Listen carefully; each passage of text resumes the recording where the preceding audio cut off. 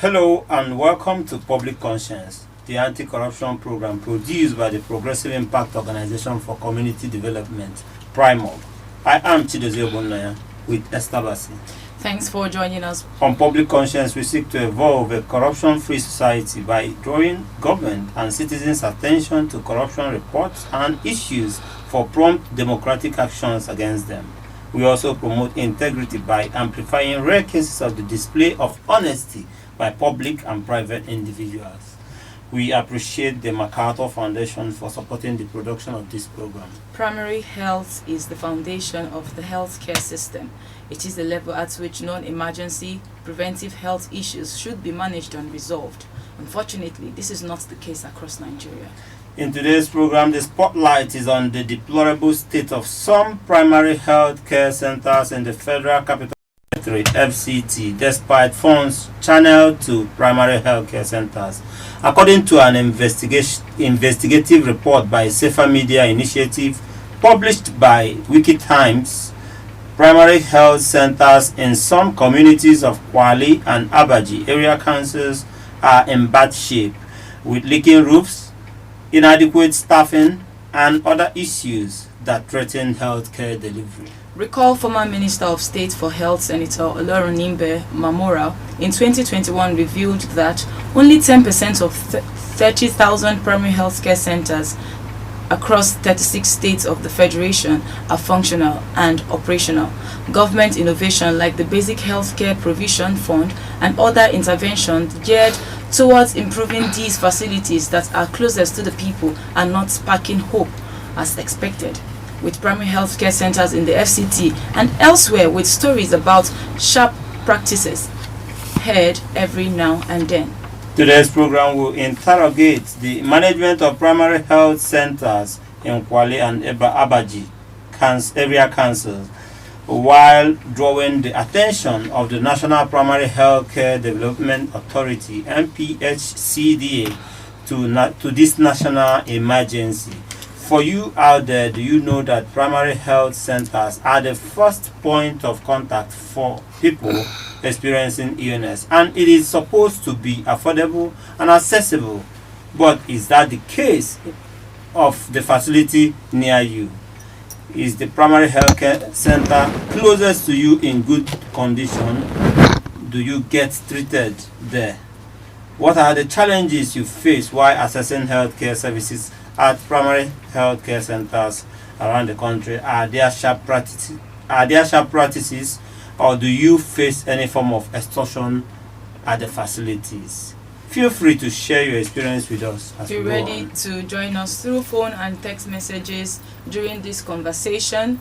The WhatsApp phone line to send your message is 0902-265-6167. That is 0902-265-6167. Please indicate your name and your location when sending this message. This number is for messages only.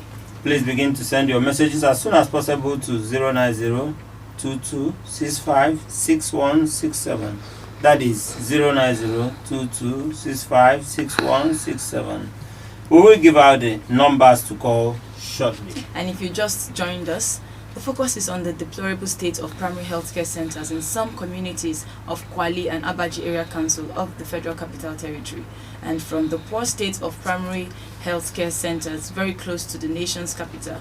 We will touch on the investigative reports of human angle media on the alleged illegal seizure of farmlands belonging to Boko Haram victims of Pulka community in Gwaza, Borno State, Northeast Nigeria. Investigative journalist Ijasini Ijani will join us with more on this report. But joining us in the studio with insight on the state of primary health centers in the FCT and beyond is a nurse who is registered with the Nursing and Midwifery Council of Nigeria, Blessing Onyi Amayaka. Thank you for joining us. Thank you. All right. I also the Executive Director, Safer Media Initiative, who did this investigation, is expected to join us shortly. We are trying to establish connection with him right away. But let's start with Blessing Onyi Amayaka, a trained nurse in the FCT here with so many experience out there concerning primary health care. You saw the report. You've read Yes. the report and Yes. everything. What was your reaction to the development? How do you react to this report, and what is the assessment of the state of primary health centers across Nigeria? Okay, thank you very much for this very opportunity and privilege to speak on the debilitating state of the primary health care facility in our country, Nigeria. To be candid with us, it is kind of heartbreaking. It's heartbreaking. My reaction to this is that I will escalate by alternatively writing to various government departments narrating the incident and the current state of the primary healthcare center in Nigeria.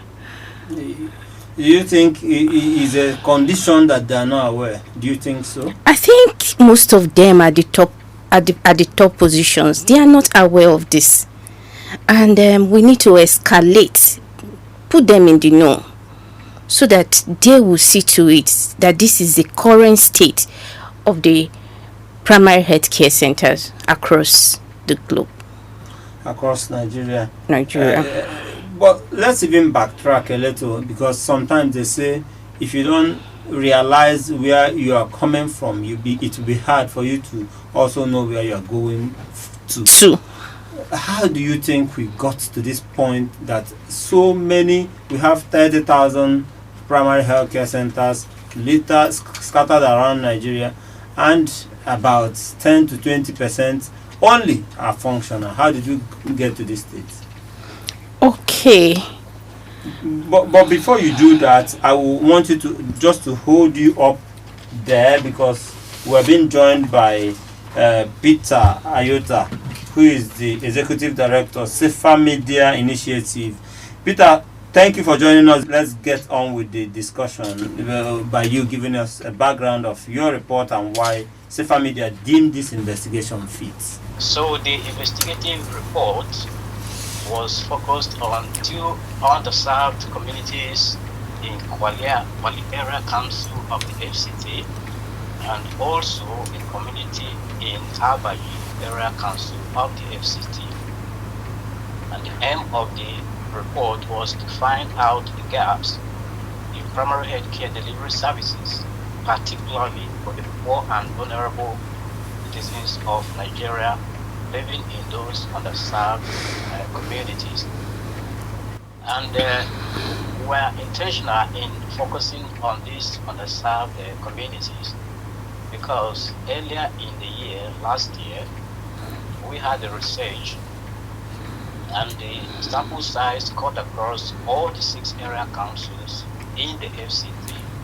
And the research was to find out how those rural communities are represented in the media. And we found that most of those local communities are not fully covered by media. So we concentrated on telling the stories of those communities who ordinarily will not have the opportunity to be in the media. Okay. And so, yeah, that was the essence of the investigation. And we had a lot of findings. Yeah. Okay, let's get into the findings itself. Let's be specific here. Which communities did you carry out the investigation, and what exactly did you see on ground?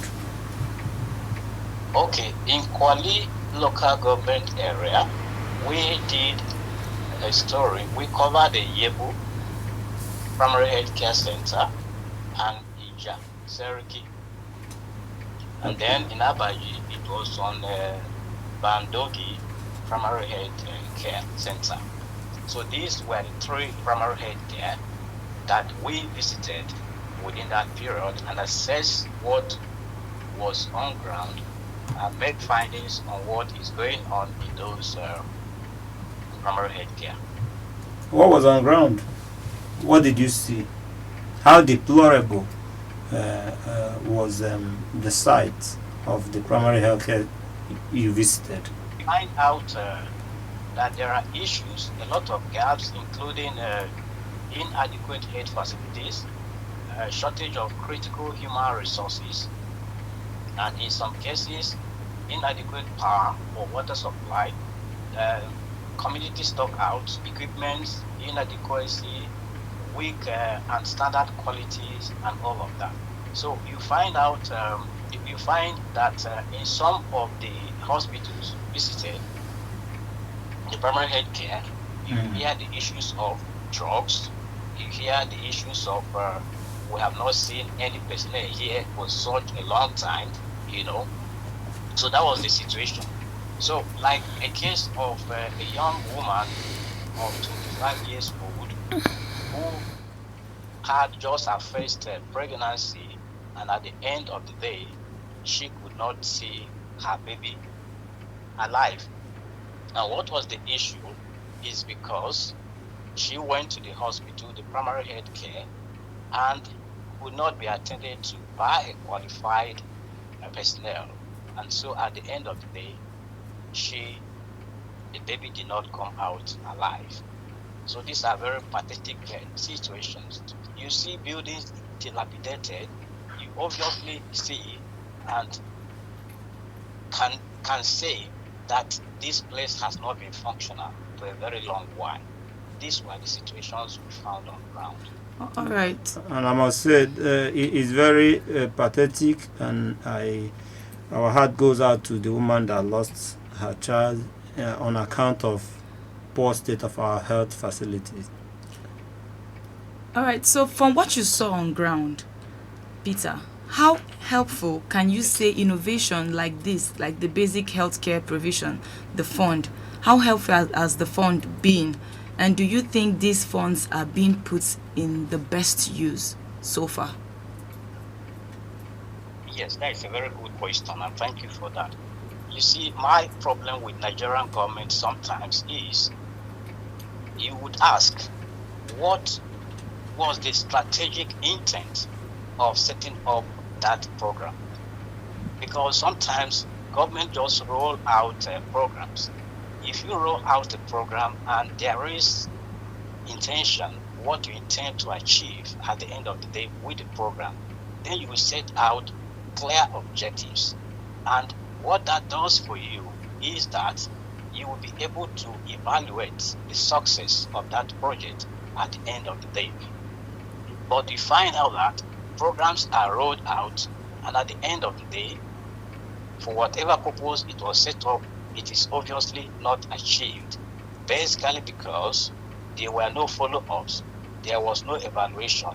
Because if you do an evaluation, you will go back to the table to say what went wrong.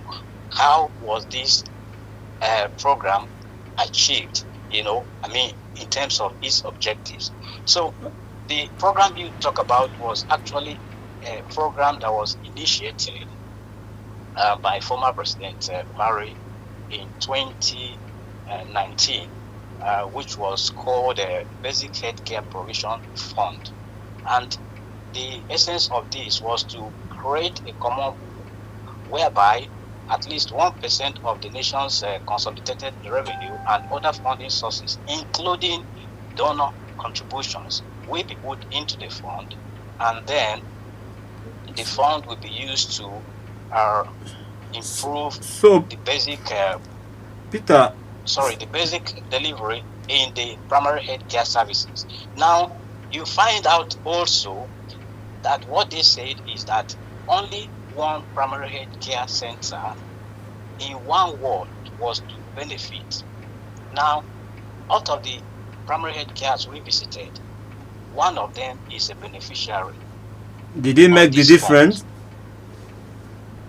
Yeah, but they even said that the release does not come frequently. And that very particular one, it was a different case. The buildings were not dilapidated. We saw personnel on ground. But the problem they also have is that they do not have electricity.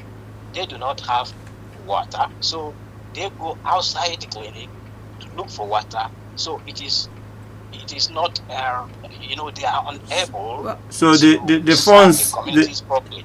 So the funds is also not a silver bullet to resolving all the issues around primary health care centers in our rural areas.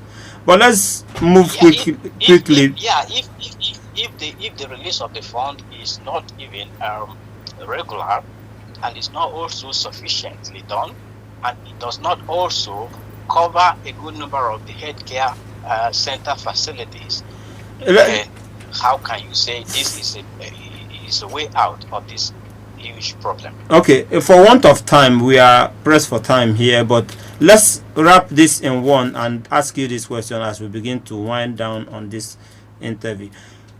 The Kwali Area Council and Abaji Area Council authorities are responsible for managing primary health centers in their localities. I don't know if you got in touch with them before this report was published.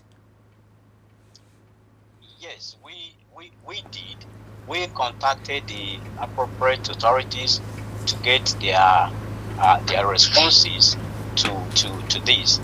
And most of the things we said, or our findings, they agreed to the findings. And like it was funny to hear that the dilapidated buildings was as a result of the contractors handling the projects that did not carry out a good job. How can, Okay. So to be precise, we spoke to the Director of Public Health in Kwali Area Council, Mr. Samuel Abudu. Okay. So it's good that you got on the contractors. Okay, you got in touch with them in 15 seconds. Yes.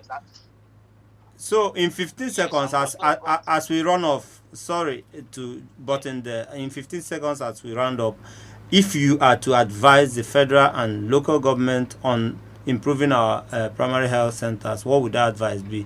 If you can just give us in 10 seconds so that we can run. Okay, one of the issues is that you are talking about primary health care centers which are at the level of the ward in local government area. Yes. And now you find a body in Abuja, the national, how do you call it, National Healthcare Management Agency. Yes. Also. MPHCD. Most of us only started hearing about that agency during the 19 era. So how would you have a primary health care that is situated at the ward level, and then you have a body at the national level controlling it? Definitely it cannot be effective. So I think we also have an issue with policy, and they need to look at it, because even in this case, when we even contacted the FCT, they told us, no, we are not responsible for this. So I think we need to look at the policy, because the primary health care centers are the first point of call for the local person in the village, for the ordinary Nigerian. And so care should be taken to ensure that they get quality health care services at that level. I'm afraid management of those primary health care should be effectively done. All right, Peter, I thank you so much for joining us with your investigation, and we appreciate you joining us from your base. Executive Director, Safer Media Initiative, Peter Ayota, joined us via the phone. Thank you for coming. All right, if you just joined us, it is still Public Conscience, a production of the Progressive Impact Organization for Community Development, PRIMORG, and we are talking about the deplorable state of primary health centers in Nigeria. There's an investigation on Abaji area communities in Abaji Area Council and Kwali Area Council. Back in the studio, I am still with my guests in the studio here, Blessing Onyi Amayaka, a nurse and who is also registered with Nursing and Midwifery Council of Nigeria. Thank you for staying with us.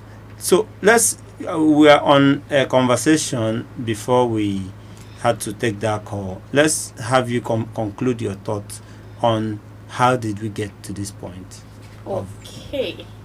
All right. I will go to this point of only 10% of the primary health care center being functional out of 30,000 primary health care centers we have in Nigeria. The answer is not far-fetched. It's very simple. We got here today in the primary healthcare center due to segmented supply chain. We have what we call segmented supply chain, lack of financial access to public health center, which probably leads to lack of infrastructures, drugs, equipment and vaccines at facility level, poor health worker performance, and lack of salary payment to these care workers. A whole lot. But you seem not to actually mention anything about corruption. Is corruption impacting on the primary healthcare center delivery? Of course. Of service delivery in Nigeria? Yes, 100%. Corruption is actually a layman's language in Nigeria as it stands now. Everybody knows that Nigeria's system is kind of very corrupt. Okay. Is a household name. That word corruption is a household name in Nigeria today. So corruption plays a very devastating, has actually played a devastating role. How can you buttress on how corruption plays those roles? What are the roles corruption plays? Okay, the roles corruption play. Number one, absenteeism. We have employment-related infraction, informal payments, and use of placeholders. I will kind of elaborate on this employment-related infraction. Okay, go on. Okay, example: a poor woman who is pregnant, who want to access the primary health care services. Probably this lady is in labor, and at the long run she goes in there at the primary health care center, only to find out that the healthcare workers are not there. That is absenteeism. And secondly, you know that this lady cannot afford the vaccine, which is meant to be free, and you find out that the workers, the primary healthcare workers, who indulge this woman to pay maybe a sum of 1,000 naira. Does this happen in our primary health centers? Of course Payment it does. of vaccines It that does. should not be paid. It does. It's unfortunate, but we'll come back to you. Remember earlier we talked about a report from Borno State where farmers are allegedly their farmland being confiscated by soldiers. A report done by the Human Angle. Now we have Ejasini Ijani, who is an investigative reporter with the Human Angle. He joins us via the phone. Ejasini, you're welcome. Thank you, sir, for being me on board. Thank you for making our time to join us. Your report alleged that soldiers of 121 Battalion in Puka community of Goza, Borno State, illegally confiscated farmlands belonging to IDP camp returnees. Tell us more about this report. Okay, thank you, sir, for giving me the opportunity to speak for a disturbing investigation like this. Okay, the investigation actually carries out it's on how the military of 121 Battalion used their power to confiscate farmlands belonging to returnees, and this has been as a result of the decade of insecurity which has fostered wrongdoings around the location, and which comes to the creation of the 121 Battalion.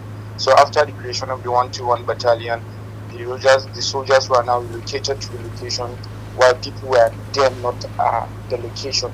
Then after the return of the people, a lot of the returnees get to realize that most of their farmland, not even realize, get to see that most of their farmland were being used by the soldiers within that location, and which the farms that they have at the far location is inaccessible because the non-state actors are still operating within the parameters, while the close farms within their jurisdiction are with the army are using it and not giving them access, even after getting to report to the.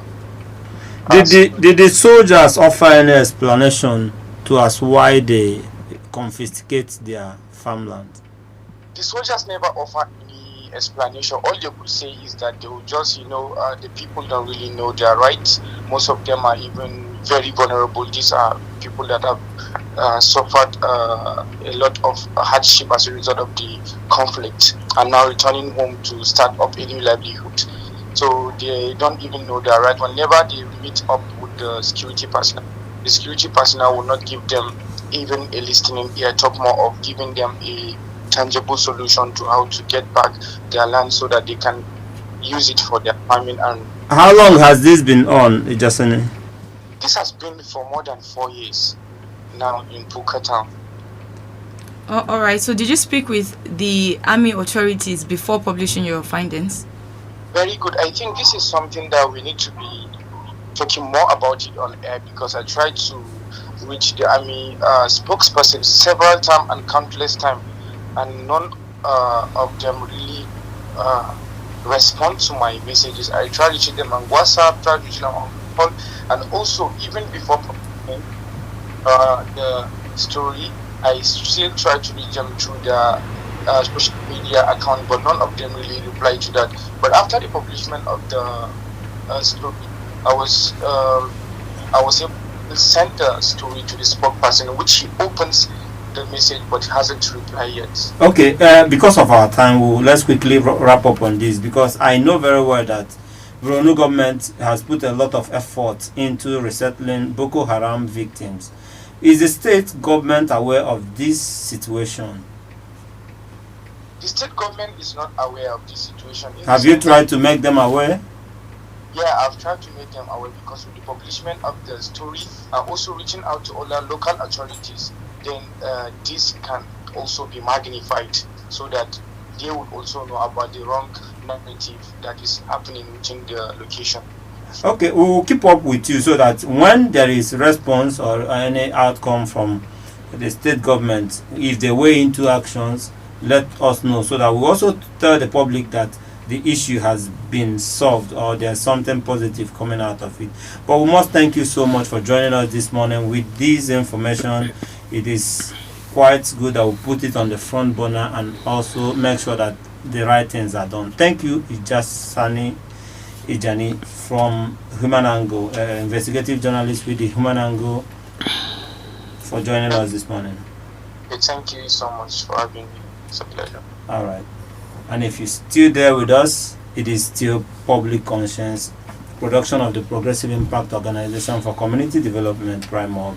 We just finished speaking with Ijasini Ijani, a reporter with the Human Angle Media, and back in the studio, I'm still with my colleague Esther and our guest seated right here, Blessing Onyi Amayaka. Thank you for staying with us. Blessing is a nurse, a trained nurse, and she has been giving us perspective on the deplorable state of the primary health center. It is that time, Esther, that we get our listener involved in the conversation. Please follow us on our social media platforms at official PRIMORG. The spelling of PRIMORG is PRIMORG. And remember that we are streaming live on Facebook at official PRIMORG. And remember that this program is interactive. The WhatsApp phone line to send your message is 09022656167. 09022656167. This number is for messages only. Please begin to send your messages now to 09022656167. And we are asking, we want you to contribute and tell us also if the primary health center closest to you is in good condition. Do you get treated there? What are the challenges you face while accessing healthcare services at the primary health centers? Do you witness sharp practices or face any form of extortion at primary health centers? What must the government do to strengthen primary health centers across the nation? Your name and where you're calling from? I'm Dominic. Okay, Dominic, let's hear you. What's your contribution? I'm head over where I took my wife to. So by March this year, I took my wife to the hospital. So emergency, the way they take care of my wife there, it's just like they are using my wife as a traffic car. So this coming up doctors. And which me personally, if I have my access, I'm going to fight the AFMC because I lost my wife in that process. 45 minutes. They have been looking for a doctor in that hour. Where exactly in Abuja did you take her to? No. Okay, I'm saying this from Kogi. Okay, this happened in Kogi, right? Yes, it happened in Kogi. Okay, go ahead. It happened in Kogi. Go ahead. So, complete your thought. So after the surgery and all that things, I lost my wife, and I asked them to give me my wife's hospital report. They don't give me up to date that we are still talking now. So sorry about your loss. Our heart goes out to you. My advice is that you press on and do the right thing and ensure that you get the necessary documents from them. It is your right to get the report from them. But thank you for joining us. Hello? My name is Jane from Papi. Jane, let's hear you. Yes, the healthcare center in Papi here. I think the health workers, they've taken it as their personal business. How do you mean by that? Yeah, there is no time you go there for vaccination, for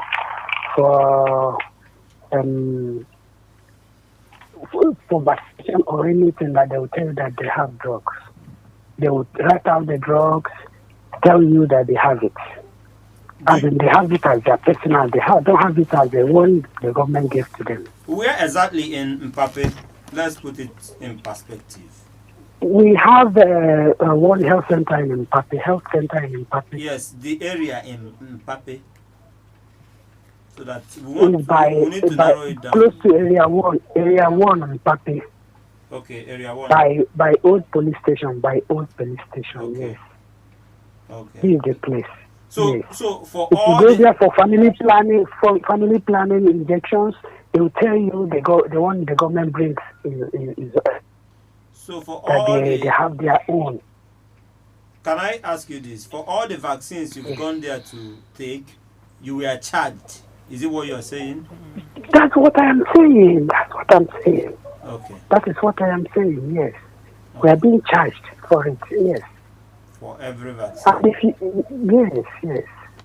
Like how much? Some they will charge you 1,000, some 1,500, some 500 pence. It depends. Okay. All right. Yes. Thank you so much for joining us. We just want these experiences shared so that we'll have a clear picture of what we're doing. I'm telling you, in fact, the Mpape own is being like something else. All right. Thank you so much for joining us. Back in the studio, Blessing, let me have your reactions to this, because you also raised the issue of yes. Your name and where you are calling from? National Hospital, you said? Nasarawa State. Okay. Okay, let's have your contribution in 1 minute. So what I'm doing, I'm doing a talking to you. I'm a clinical partner working in PhD, primary healthcare. Yeah? One of your colleagues talked about absentia. When they come, she brought one of women on labor and found out that the workers are not available in the PhD. Of course, you talked about it. Go on. SMTC. Yeah, the problem we're having, we are lacking of our staff in PhD, and there are a lot of challenges. You see, maybe in the primary healthcare, people working with government are no more than 2 or 3 people payroll staff in the PhD, while others are voluntary workers who finish their education for them, from there stay and put their ladies to go and work. They decided to come and do voluntary work in the PhD. And we just became for them to make 5,000 per month, and not even more again. Workers are not being paid, and they are not even employing people working. Okay, let me also ask you, sorry to jump in there. let me also ask you, because we heard some other people raise this issue. Do you face any form of extortion in the primary health care center, the particular one you're talking about? The only challenges we are facing in primary health care now is lack of workers. Okay. I think, primary health care used to be shifting. Some people will come working in the morning, maybe come to close to other people who come by 2 and the lack of workers. Some people in some primary health care, the workers are not even up to 4-5. Maybe Okay. just the time they close the primary health care will be shut down in the morning. So these are the kind of challenges we face when patients come and we find out about this. Okay, your point is quite made. Thank you so much for joining us. We are still hoping maybe God will see us through. We are graduated and know what, and we are struggling in order to make the time. Okay. Thank you for joining us. Thank you for joining us. Let me take. Do we have a call? Let's All right. Let's have you react to this whole before we begin to wind down. A lot of issues raised. Okay. Let's get your response from this point. A registered nurse, a staff nurse, Blessing Oni Amayaka. Okay, most of the healthcare workers don't take their job seriously. And why is that? The reason being that there are no eyes watching them. Are the incentives enough? I don't think the incentive, that's another thing too. The incentives are not enough and no eyes watching them. Because they see to it that this is primary healthcare center, people don't, they tend to believe that people don't frequently, the government don't put eyes in them because of their location. So they tend to do anything they feel they do anything they feel like doing. Okay. So they don't take their work seriously. They come to work at any time they feel. So we've been able to establish that we have a problem. We have a problem with the attitude of workers, the number of staff, inadequate, so many inadequacies, and as well as corruption. But how do we deal with the aspect of corruption? Because the woman from Pape, the person from Pape, just said that they are paying for vaccine. How can we deal with corruption in the primary healthcare center? Okay, I think we should dedicate rules and regulations specifically applicable to primary healthcare staff. There should be a standardized rule and regulations. Are we struggling with rules or implementation or punishing those who are culpable of some of these infractions in the primary healthcare center? Okay. Because I believe there should be rules. There are rules. There are rules. We are not a country without laws and rules. But implementation should be the challenge. I'm actually coming to that too. Okay, I'm coming to that. Rules and regulations should be standardized, and there should be no defaulters. And strict measures to implement these rules should be put in place. Should be put in place and implemented. Agencies like the ICIR should come into play when it comes to these primary healthcare centers. This has been your line for years. Yes. Is there anybody in charge of shunning out disciplinary measures? No. There are no such since my years of practice. So you've not seen people who, corrupt the defaulting? system, impugn the system, get punished? Okay. They go away with it. They get away with it. Yes. And that is the worst thing that has They get happened away with to it us. because they will say they know this.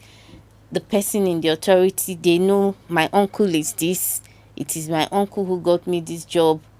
So because of that, they get away with some of the nonsense they display at the And centers. this is the bane of our healthcare delivery. If we cannot get things done, we'll be leaving it here. But if in 30 seconds, your advice to the government as we wrap up.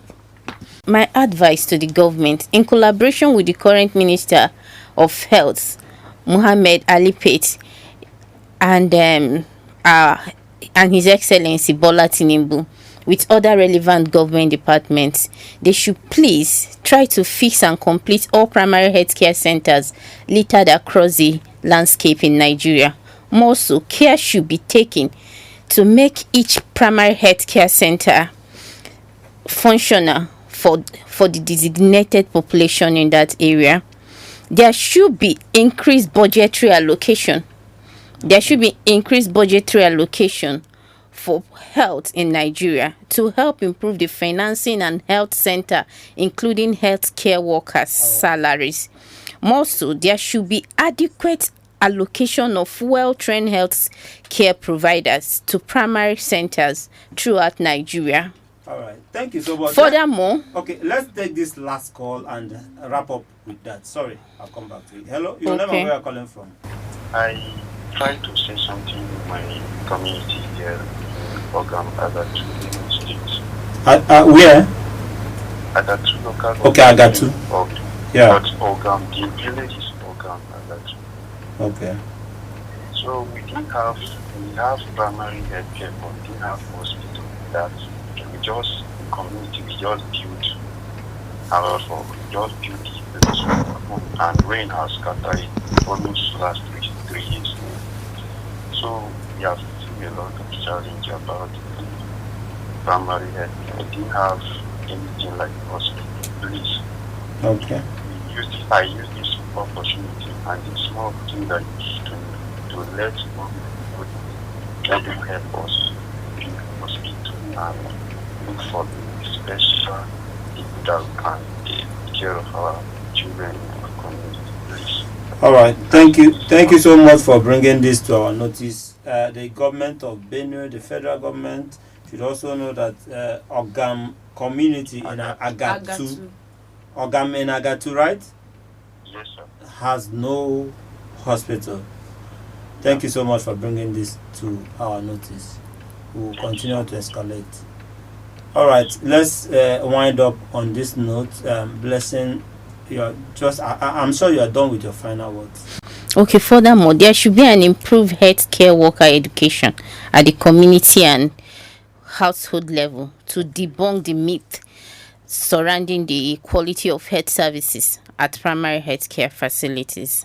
In addition, the President, His Excellency Bola Tinubu, should secure more commitment from political leaders for implementation of policies, strategies, regulations, regulatory framework, and financial commitment, and also establish adequate supervision, monitoring, and evaluation of programs to ensure that wastage, abuse, and misappropriation of funds are being avoided. Thank you very much. Well said so much. Blessing, we have to leave it there. Thank you so much. It's been a very serious conversation here, and we have to continue this conversation going on, Esther. We have to go. This is how we'll be wrapping it up on the show.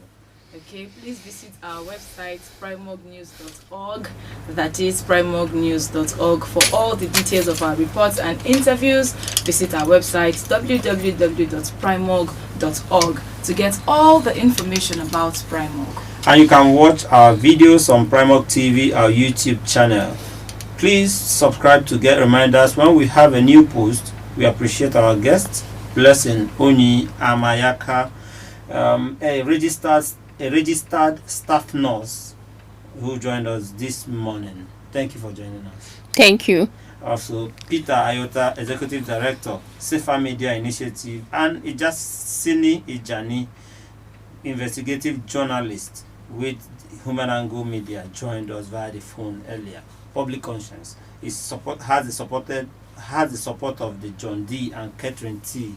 MacArthur Foundation, committed to building a more just, verdant, and peaceful world.